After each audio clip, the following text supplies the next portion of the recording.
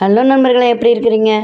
இன்று ஒரு இளந்தளிரில் காலை உணவு புரோட்டீன் நார்ச்சத்து நிறைந்ததா என்னன்னு பார்க்கலாம். கருப்பு கொண்ட வெள்ளை கொண்ட கடலை 2யும் வந்து 1/4 கப்பு எடுத்து ஊற வச்சுக்கோங்க. அதேமாதிரி புழுங்கலரிசி 1/2 கப்பு ஊற வச்சுக்கோங்க. நைட்டே ஊற வச்சுருங்க. காலையில் அதில் வந்து உப்பு, பச்சை மிளகாய், இஞ்சி போட்டு நல்லா அரைச்சிருங்க. அதுக்கப்புறம் வானிலை வச்சு அதில் ஒரு டீஸ்பூன் எண்ணெய் ஊற்றுங்க. அதில் கடுகு, ஜீரகம், அதுக்கப்புறம் வந்து பார்த்தீங்கன்னாக்கா கடலைப்பருப்பு ஒரு டீஸ்பூன் போட்டுக்கோங்க.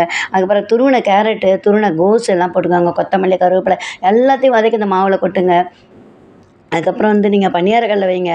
அதில் எண்ணெய் இல்லது நெய் ஊற்றுங்க. அந்த மாவை எடுத்து அழகாக ஊற்றி பெரட்டி போட்டு எடுத்து பாருங்கள். அது ஒரு தக்காளி சட்னியோ அல்லது வந்து ஒரு கொத்தமல்லி சட்னியோ அல்லது தேங்காய் சட்னியோட நீங்கள் சாப்பிட ரொம்ப வந்து சிறந்ததாக இருக்கும். இந்த வெயிலுக்கு வந்து இது ஒரு மிகச்சிறந்த உணவாக இருக்கும் அப்படிங்கிறதுல வந்து எந்தவித சந்தேகமும் இல்லைங்க.